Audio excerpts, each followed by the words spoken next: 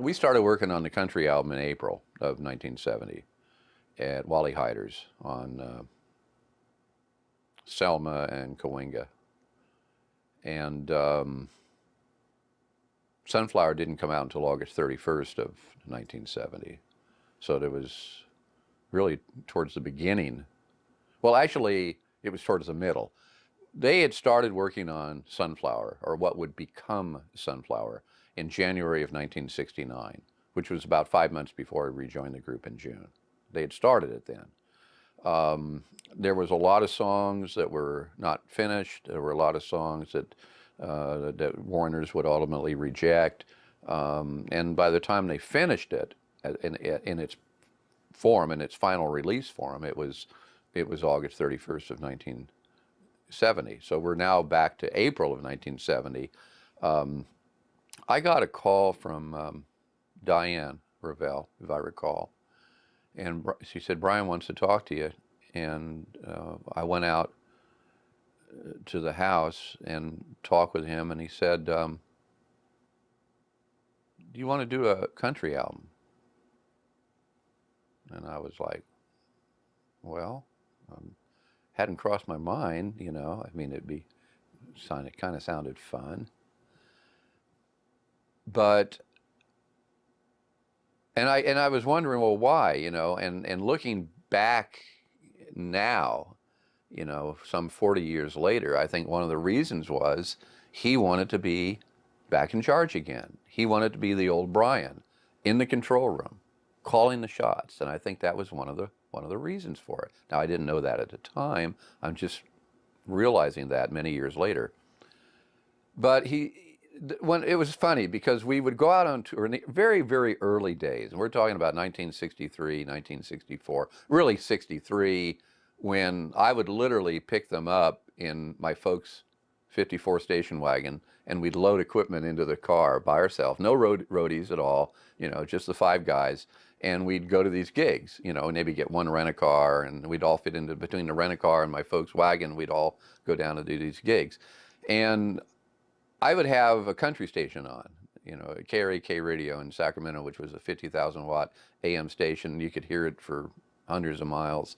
And I'd have this country station on, and I'd be singing along to Johnny Cash or Marty Robbins or something. Of course, as soon as they got into the car and they heard it, they'd flip to the top 40 station, you know. But they knew that I loved country, and they knew that I'd been a country DJ and program director, and they knew that I'd still had a passion and knew a lot about country. And they knew I could sing. I mean, I wasn't by any means Marty Robbins, you know, who's a great singer, entertainer, and I certainly wasn't, you know, up to that, you know, degree. But I was, you know, a decent country singer and knew a lot about country music and loved country music. So he thought it'd be fun to do a country album. And he didn't know anything about country other than what I kind of told him about country. Didn't listen to it regularly. I mean, he knew some of the stars, you know, Haggard and Johnny Cash and Buck Owens. I mean, he knew the hit makers. I mean, some of them were on Capitol Records, some of the biggest ones. Buck and Merle were on Capitol.